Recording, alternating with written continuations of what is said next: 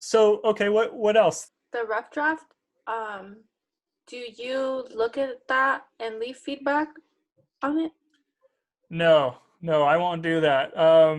If you do like message me with like your thesis and maybe like bullet pointed, like this is what I'm going to go over in this paragraph, or maybe what do you think about the source or something like that, like a very quick thing, I'll have time to go over that kind of stuff, but I won't have time to go over the rough drafts. But there is going to be peer review, so other students. I mean, thinking about how this last uh, this group assignment went, I I'm very worried about how peer review is going to go. But there are hard deadlines with it, so let's talk about that. All right, so rough drafts. First off, don't write an introduction. Um, I have tips on writing introductions really quick. Never write them first. There's your tip. Do not write your introduction first. You're going to waste a bunch of time. Write it last, because this is the thing. Your introduction needs to be, it needs to have to do with introducing your reader to what you're going to cover.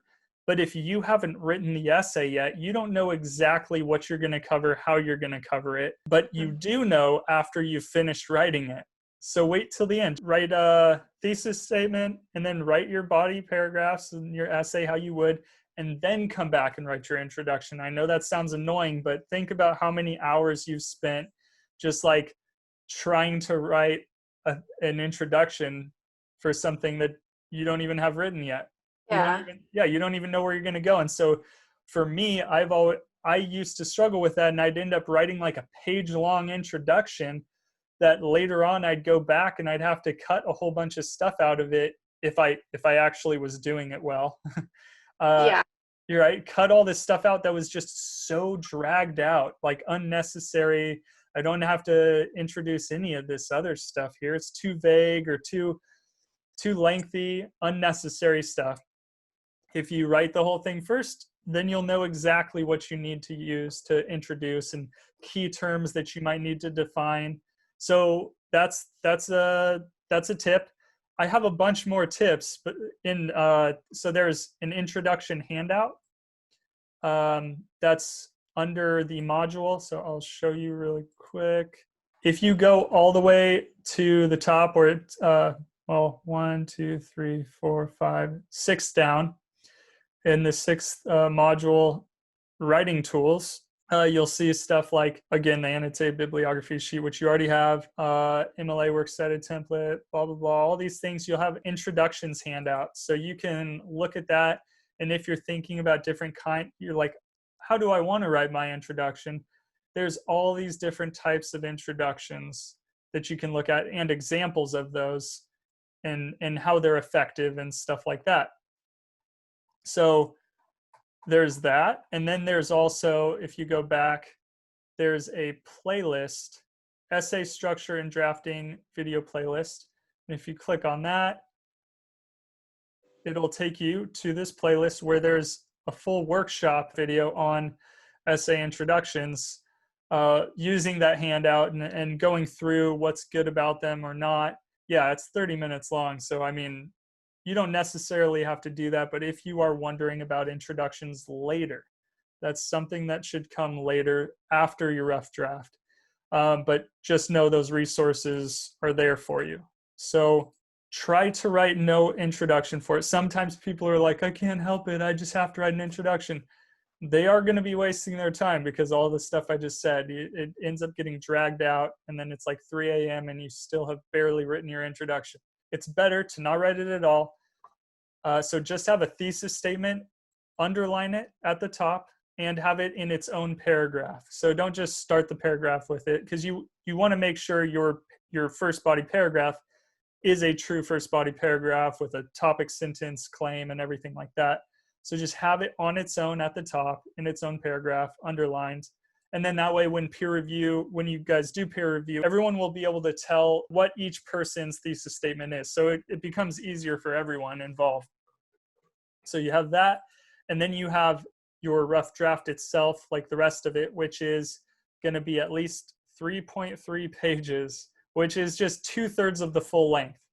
So it just needs to be at least that long, because sometimes students will bring in like one paragraph, and then it's like, well, what's someone going to help you with on that? That's not enough. So the thing with it is, yeah, you're getting peer review, so you're getting feedback on it. So you really need enough to do that. The cool thing is, if you do this exactly like this, with it being that same length, and with a thesis statement and everything, you will get full credit for this assignment. And then so that just helps out your essay grade overall. So Okay. yeah, so just make sure you've completed it right, and you don't have to worry. Even if it takes me like a week to grade it, you'll know that you got full credit, at least on this part of it, at least on your rough draft. And likewise for the peer review, if you do the peer review correctly, you will have no problem getting full credit on that. So yeah, you turn in your annotated bibliography in this spot here, just submit it like normal. And then when you go to rough draft, you will submit the assignment, and it'll be worth 25 points in all. So 15 for the rough draft and 10 for the peer review. And so when you submit it, it will automatically, within like an hour, it will give you another 2, depending on when you turn it in, right? Maybe you're the first one to turn it in, then it has to wait for other students. But once there are other students to share papers with, it will automatically assign you 2 other people.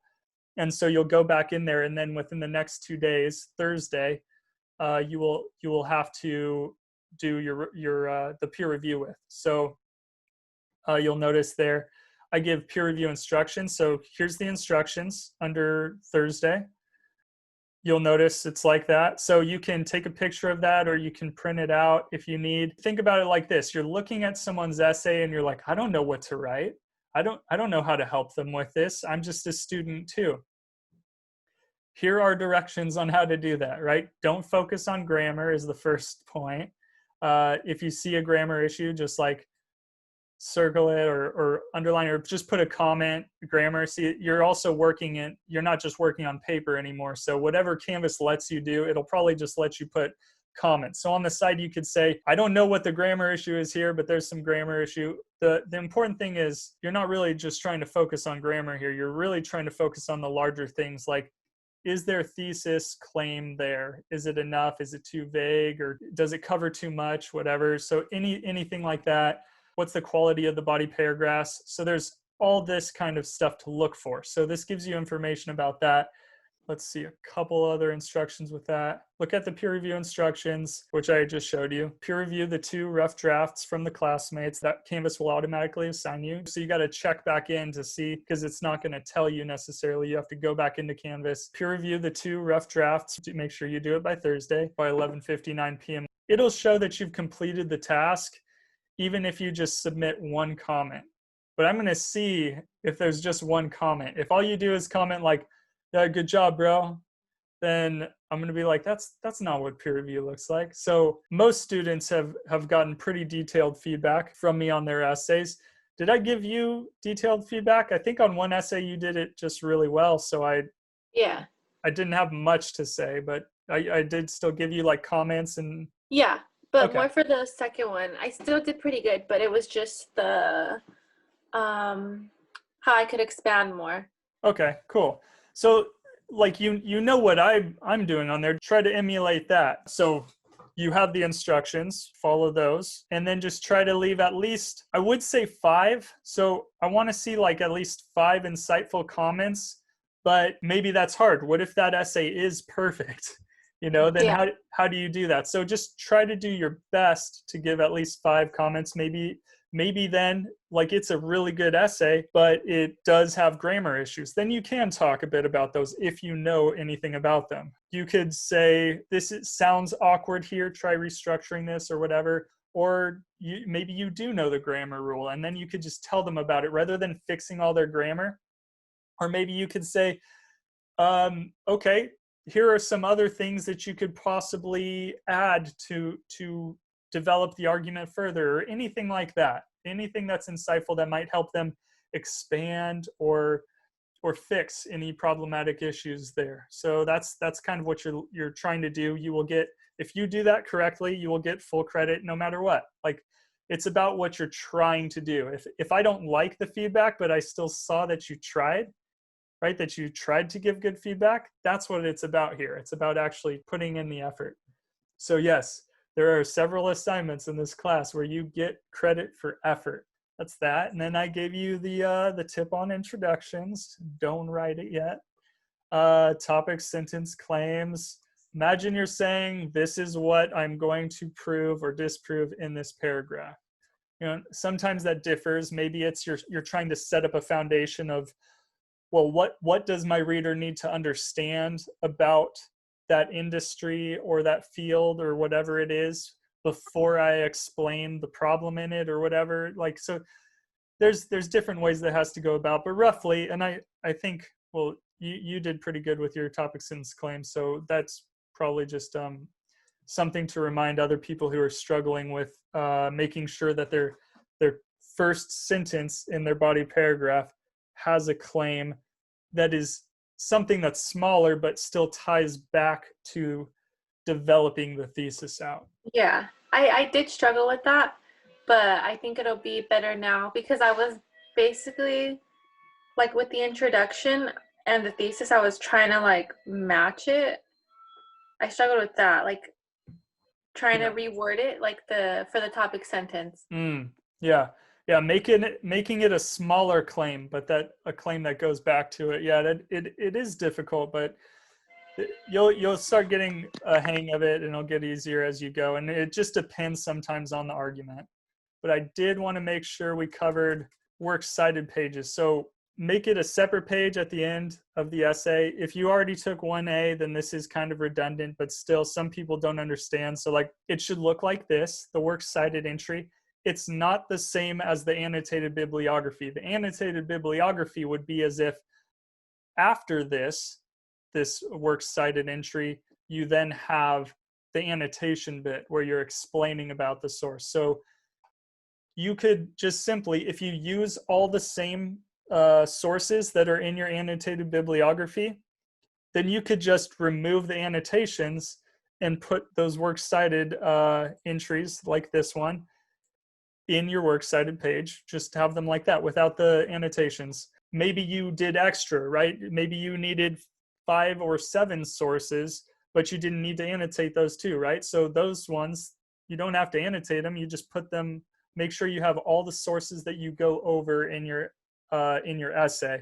They don't necessarily have to be the ones from the annotated bibliography. If, let's say, you ended up not using one of those, or you went a full different direction with your essay, but that's kind of annoying because you're writing the essay at the same time, or they're both due at the same time. So if you're changing what you're writing on last minute like that, it's probably not going to be very good.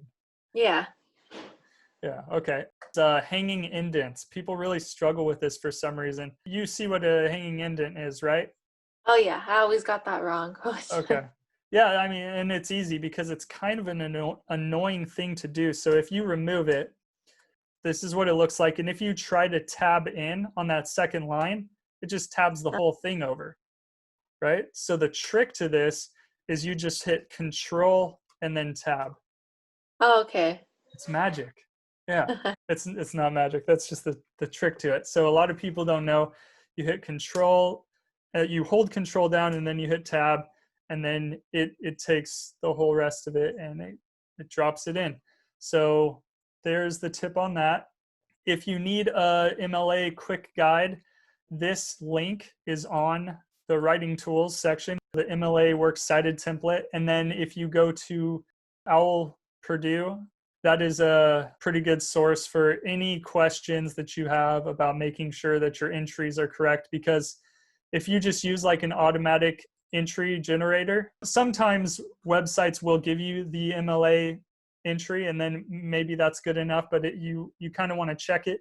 You get 10 points for your works cited page. You will notice there is not an assignment that says works cited page because I want it obviously at the end of your essay. So what I did with that is if you go into the final draft section, which will be due by on next Saturday, you'll see it's incorporated into the point total. So it's 100 points for the essay and then 10 extra points for the works cited page. And so that'll just be factored into the grade there.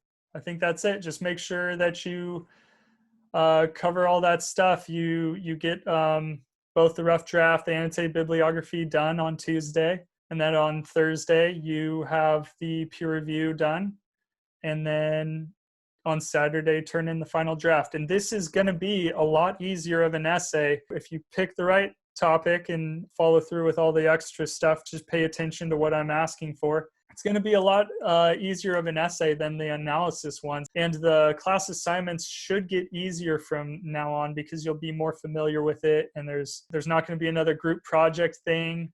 It's going to be the peer reviews. Yeah, I apologize for how that went down for those who actually did the work for it. So, I mean, yeah. Any other questions about any of this stuff?